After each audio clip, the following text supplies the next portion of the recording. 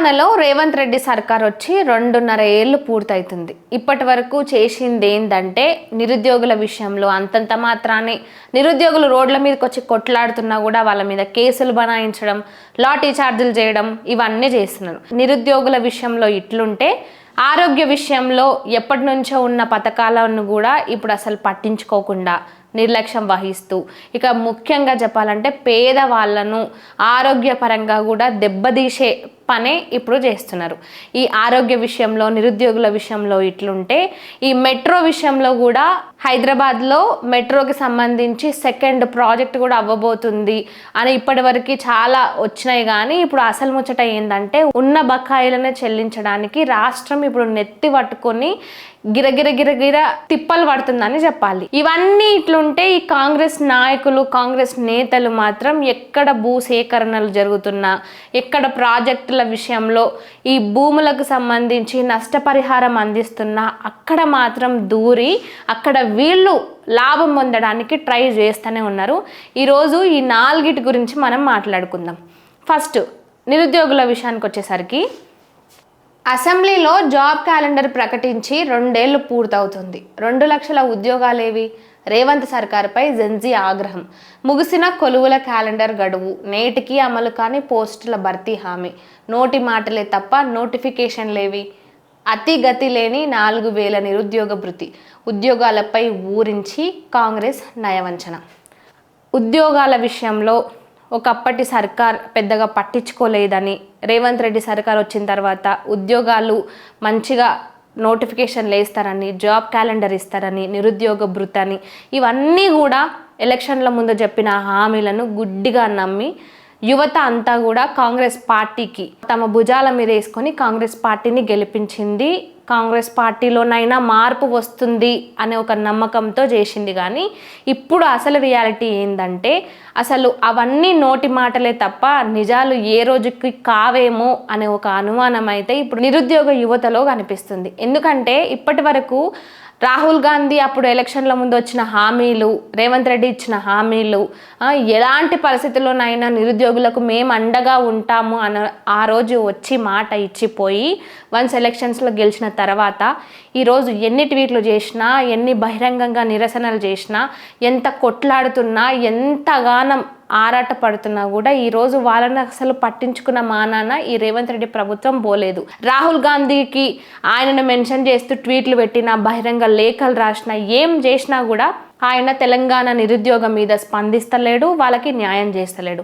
ఇక్కడ స్పందించడు కానీ జంతర్ మంతర్లో ఉన్న విద్యార్థుల విషయంలో మాత్రం ఎక్కడ లేని వగల ప్రేమ పుట్టుకొస్తుంది. కానీ ఇక్కడ తెలంగాణలో తమ రాష్ట్రం పరిపాలన చేసిన దగ్గర మాత్రం నిరుద్యోగులను పట్టించుకునేది లేదు, వాళ్ళకి నిరుద్యోగ భృతి ఇచ్చేది లేదు, జాబ్ క్యాలెండర్ని కరెక్ట్గా వేసేది లేదు, జాబ్ నోటిఫికేషన్లు అయితే అస్సలకే లేదు. ఇక ఇదే ఒక పెద్ద తలకాయ నొప్పానంటే ఈ నోటిఫికేషన్ల పేరిట మంచిగా ఈ యువత నుంచి, నిరుద్యోగుల నుంచి పైసలు గట్టిగా దండుకుంటున్నారు. ఒక్కో నోటిఫికేషన్కి ఇంత అంత అని చెప్పి ఎంత అంటే ఇక వీళ్ళ జోబులు మంచిగా నింపుకుంటున్నారు. ముఖ్యంగా రేవంత్ రెడ్డి సర్కార్లో ఉన్నోళ్ళు. ఒకప్పుడు రేవంత్ రెడ్డి ఏం మాట ఇచ్చిండు?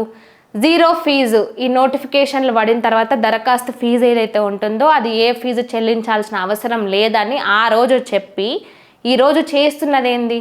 ఇచ్చిన మాట నిలబెట్టుకోలేదు. ఈరోజు ఈ దరఖాస్తు ఫీజుల పేరుట ఇంకా గట్టిగా దండుకుంటున్నారు. కానిస్టేబుల్ ఈ పోలీస్ ఎగ్జామ్కి సంబంధించి 1 టైం ఫీజుని 1500కి చేసిండ్రు. అసలు నిరుద్యోగులు ఎట్లా కడతారు ఇంత ఫీజు ఉంటే? 0 ఫీజు అన్నారు. 0 ఫీజు దేవుడెరుగు, కానీ కనీసం ఉన్న ఫీజు కంటే కూడా ఇప్పుడు ఎక్కువ వసూలు చేసుకుంటున్నారు. అసలు నిరుద్యోగులు జాబులు రాక ఇంట్లోకి ముఖం చూపించుకోలేక గుడిలల్లో అన్నదానం అవుతుంటే అక్కడ తింటూ ఉన్న దగ్గరనే పంతూ కింద మీద పడుకుంటూ ఎప్పుడు నోటిఫికేషన్లు రిలీజ్ చేస్తారా అని ఇట్లా 1000 కళ్ళతో ఎదురు చూస్తున్నారు. వాళ్ళ జీవితాలతో మాత్రం రేవంత్ రెడ్డి సర్కార్ గట్టిగా ఆడుకుంటుంది.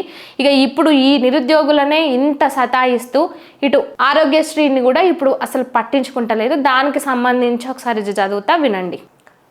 ఆరోగ్యశ్రీకి రామ్ 2.5 ఏండ్లుగా పైసా చెల్లించని రేవంత్ సర్కార్.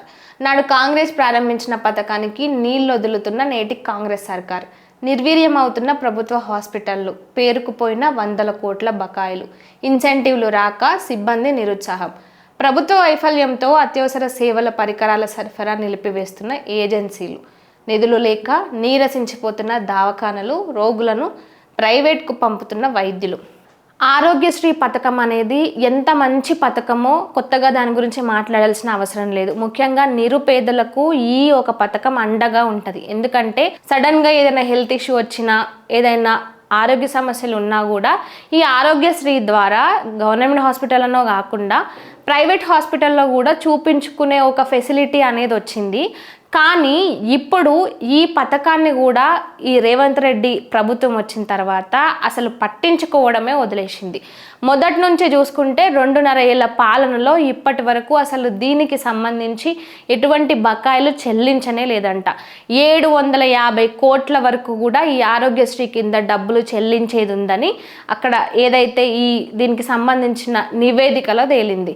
అయితే ఇప్పటికీ ఈ ప్రైవేట్ హాస్పిటల్ కాకుండా గవర్నమెంట్ హాస్పిటల్లో ఎవరైతే ఆరోగ్యశ్రీ కింద ట్రీట్మెంట్ చేయించుకోవాలని వస్తున్నారో వాళ్ళని డాక్టర్లు ఇంకా గత్యంతరం లేక ప్రైవేట్ హాస్పిటల్కు పంపుతున్నారంట. ఎందుకు? ఈ ఆరోగ్యశ్రీ పైసలు ఇప్పటి వరకు పడనందుకు, ఇప్పటి నుంచి పడతాయో లేదా అనే నమ్మకం లేక వాళ్ళని కూడా ప్రైవేట్ హాస్పిటల్నే మీరు చూపించుకోండి అని అక్కడ వైద్య సిబ్బంది చెప్పే అంత దుస్థితి ఇప్పుడు తెలంగాణలో ఉంది.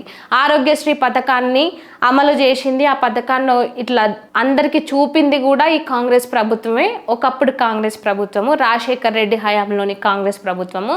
కానీ ఇప్పుడు ఉన్న ఈ కాంగ్రెస్ ప్రభుత్వము ఆ పథకాన్ని గాలి కొదిలేసి, ఆ పథకాన్ని నిర్లక్ష్యం చేసి అసలు ఆ పథకం వల్ల జరుగుతున్న ప్రయోజనాలన్నిటినీ కూడా తుంగలో దొక్కింది. ఇప్పటికీ నిరుపేదలు, మధ్యతరగతి వాళ్ళు ఆరోగ్యశ్రీ కోసము, ఆరోగ్యశ్రీ కింద వైద్యం చేయించుకోవడానికి ముందుకొచ్చే వాళ్ళంతా కూడా ఇప్పుడు భయపడుతున్నారు హాస్పిటల్స్లకి పోవాలంటే. ఎందుకంటే ప్రైవేట్ హాస్పిటల్లో చిన్న చిన్న వాటికే డబ్బులు కట్టలేని పరిస్థితి ఉంది కాబట్టి పెద్ద పెద్ద ఆరోగ్య సమస్యలు వస్తే ఈ ఆరోగ్యశ్రీ లేకుండా ఏ విధంగా చూపించుకోవాలి, ఎట్లా ప్రాణాలు కాపాడుకోవాలనే భయంతోన అసలు హాస్పిటల్స్కి కూడా చూపించుకోలేక ప్రాణాలు కోల్పోతున్న వాళ్ళు ఎంతోమంది ఉన్నారు. ఈ పథకాలను నిర్లక్ష్యం చేస్తూ ఎందుకని మీరేం కొత్త పథకాలు మీరు అమలు చేయండి అని కోరతలేరు కదా. ఉన్న పథకాలనే ఇట్లా గాలి కొదిలేస్తే ఎట్లుంటుంది? ఈ 2.5 ఏళ్లలో నిరుద్యోగులను పట్టించుకునేది లేదు. ఈ ఆరోగ్యశ్రీ లాంటి పథకాలను గాలి కొదిలేసారు. అసలు రేవంత్ రెడ్డి సర్కార్ ఏం చేద్దాం అనుకుంటుంది ఈ జనాలను? ఇప్పటి వరకు చూస్తే అన్నీ సగం సగమే. మరి ఈ మిగతా ఏళ్లలో అయినా ఏం పాలన చేస్తుందో చూడాలి. సో దీనిపై మీరేమంటారు? కామెంట్ రూపంలో చెప్పండి.